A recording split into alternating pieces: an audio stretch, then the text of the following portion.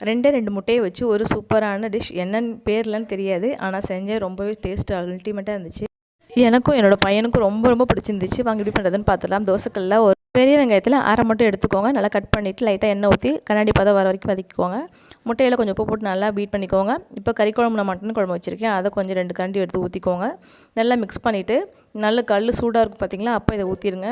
ஊற்றிட்டு ஊற்றின கொஞ்சம் நேரத்துலேயே நல்லா கொஞ்சம் அப்படியே தோசை கரண்டியை வச்சு நல்லா எடுத்து விடுங்க.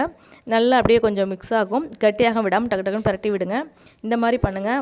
இப்போ மிளகுத்தூள் சேர்த்துக்கலாம். மிளகுத்தூள் சேர்த்து கொஞ்சம் நிறையவே சேர்த்துக்கோங்க, நல்லாயிருக்கும். நல்லா பரட்டி விட்டுட்டு நல்லா கொஞ்சம் லைட்டாக கெட்டியாகும் பாருங்கள். இந்த மாதிரி இருக்கும். அடுப்பை ஹை ஃப்ளேம்லேயே வச்சுக்கோங்க, அப்போ தான் நல்லாயிருக்கும். இந்த முட்டைக்கு ஹை ஃப்ளேமில் வச்சுட்டு அப்படியே பரட்டி விட்டுட்டே இருங்க. இது வந்து கலக்கின்னு சொல்ல முடியாது, ஆம்லேட்டுன்னு சொல்ல முடியாது, முட்டை பொரியல்னு சொல்ல முடியாது, ஆனால் சூப்பராக இருக்கும் டேஸ்ட்டு. நான் ட்ரை பண்ண ரொம்ப டேஸ்ட் சூப்பராக இருந்துச்சு. நீங்கள் ட்ரை பண்ணி பாருங்கள். ட்ரை பண்ணி பார்த்துட்டு இருப்பீங்க. கமெண்ட்ஸ் சொல்லுங்கள். தேங்க்யூ, பாய்.